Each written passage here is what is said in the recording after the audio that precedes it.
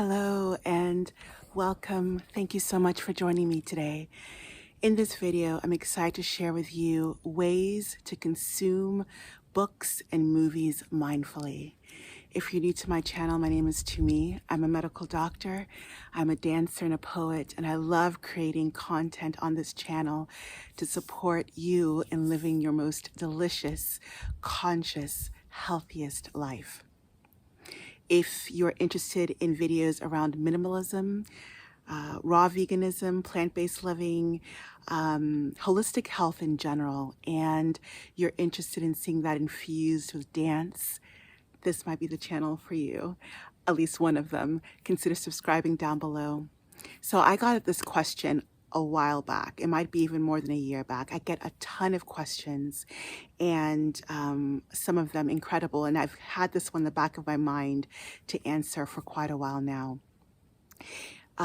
This is about how to consume books, literature, movies mindfully, taking that in a way that supports your best health and well-being. And it resonates so strongly with me.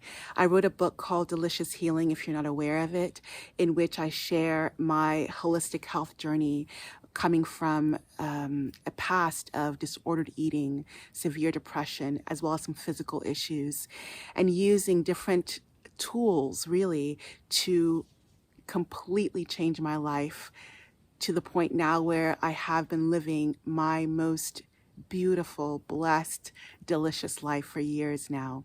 It didn't just happen. It was constant and persistent and consistent practices. And one of them had to do with being more minimalist, really looking at what I was consuming and checking in with myself about how that made me feel and how that added or took away from my well-being. One of the things I used to consume a whole lot of was basically lots of books. I talk in that book, in Delicious Healing, I'll leave a link to that book down below in the description box if you're interested, about living in New York City and moving from New York City. And I literally had 20 book boxes that I had to take to the post office. And it was a whole story you can check out. But I was reading all the time. And I want to be clear, I still love reading. I've always loved reading. But back in the day, I would consume these books mindlessly. I was just looking for a fix, to be honest. I see that now. I was looking for a fix to distract me from practices in my life that weren't healthy, relationships in my life that weren't healthy, a mindset in my life that wasn't healthy. So I was reading anything and everything. And it wasn't doing me well. It was not, it was taking me away from looking at my stuff and healing from the inside out. So today I want to give you, I'm excited to share with you, offer you 3 practices that I've been doing now for several years that has helped me consume books as well as movies. I do love movies, mindfully in a way that keeps up-leveling my peace, my happiness, and my well-being.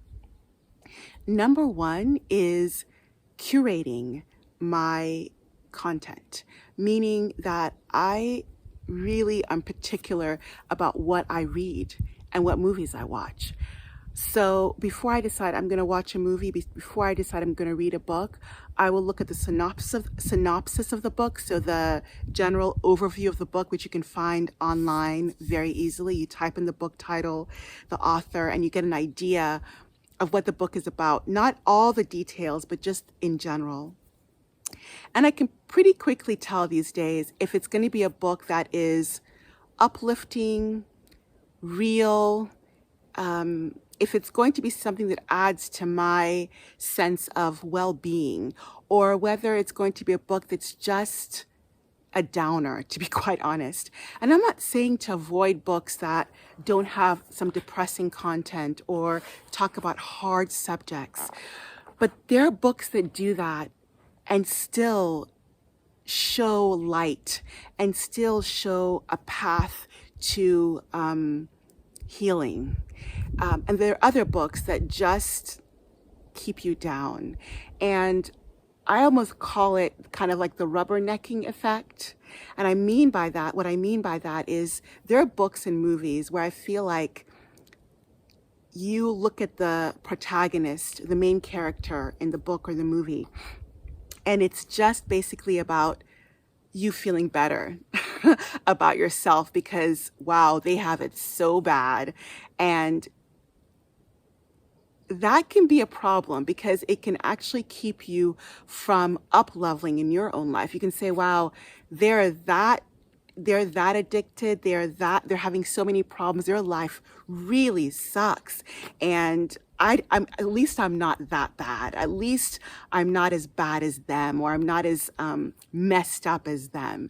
And there can be this like subconscious or conscious judgment of this other person that keeps you in your place of stuckness, of not moving forward, of not reaching your potential.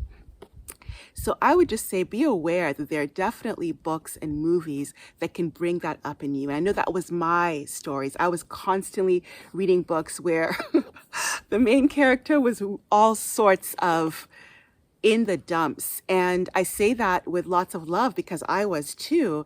And they weren't getting out of it. They were just stuck. And the beginning of the book was that way, and the end of that book was that way.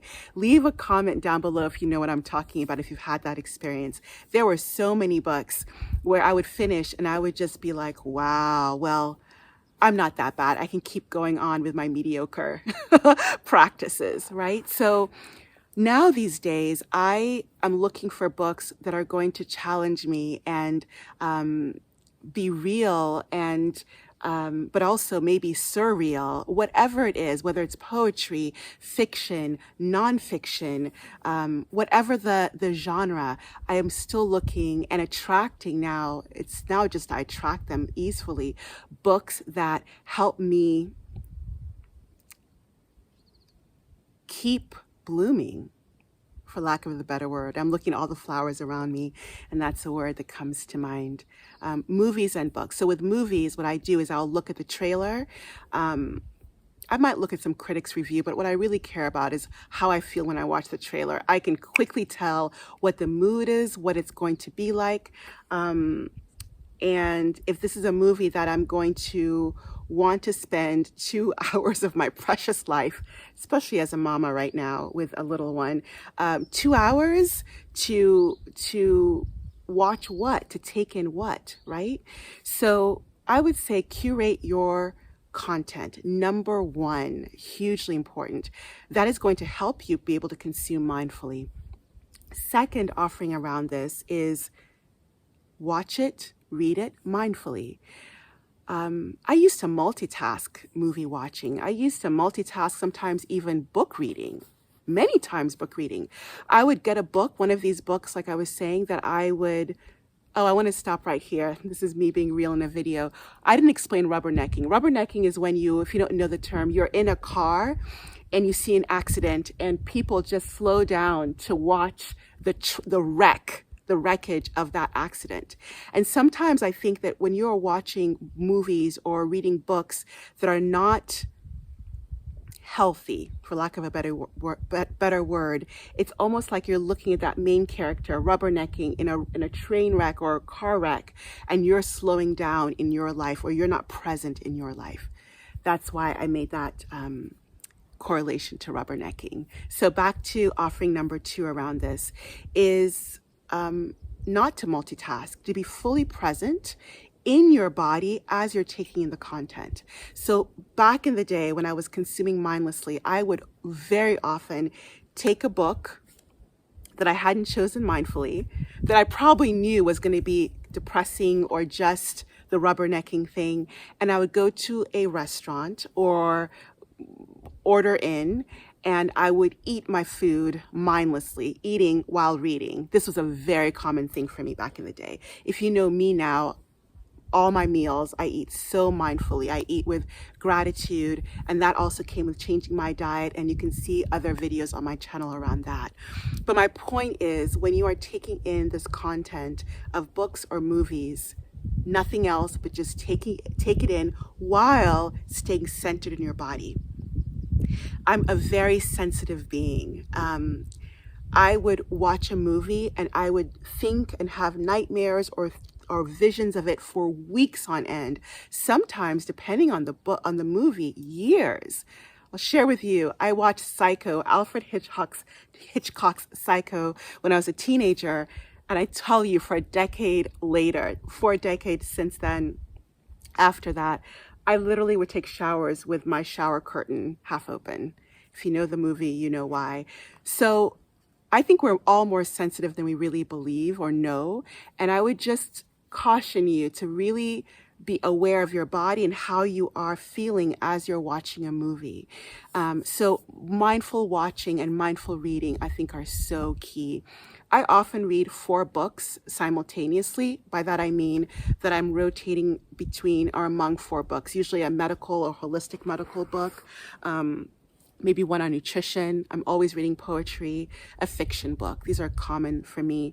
But one night I might read the fiction, another day I might read the medical book. I almost always read poetry every night. Night is when I'm reading now because of my little one. So when I'm doing that, I'm doing nothing else but just taking in the words while breathing and checking in with how I'm feeling about the words, not just completely, totally immersed all the time. I might get immersed, but then I'll take a breath and recenter. And I think this is really powerful for consuming books and movies. And the third offering I want to share around consuming books and books and movies mindfully.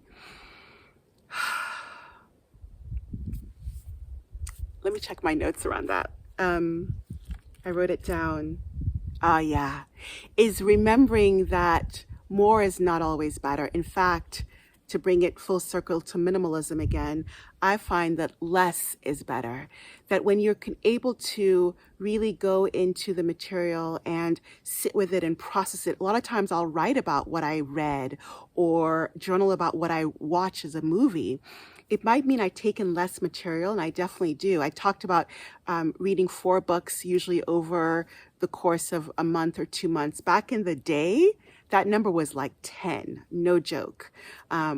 While dancing in a dance company, while being a physician in a hospital, I was just taking it in, but it was almost like binging without being aware of the kind of diet I was eating and without processing the food, the media food in this case. So less is often more. I really believe that. Take it in slowly, slow food, slow media, and really sit with it, especially when you're choosing the content well. This is far more easy to do. And think about and feel, and more than think, feel how you are feeling after you've read that book or read the movie, maybe even halfway into the book or halfway into the movie. How are you feeling? Do you want to continue this? Is this something you want to continue to feed yourself? I used to pride myself on never stopping a book before it was done. Now I pride myself in stopping a movie or stopping a book if I'm just like, this is not serving my good. This is not serving my well-being. I will stop it. And I could never do that in the past. So, yeah, I just want to bring that up, is less can definitely be more in this realm of consumption, including books and movies, including in this realm of art and creativity, where we often think more, more, more.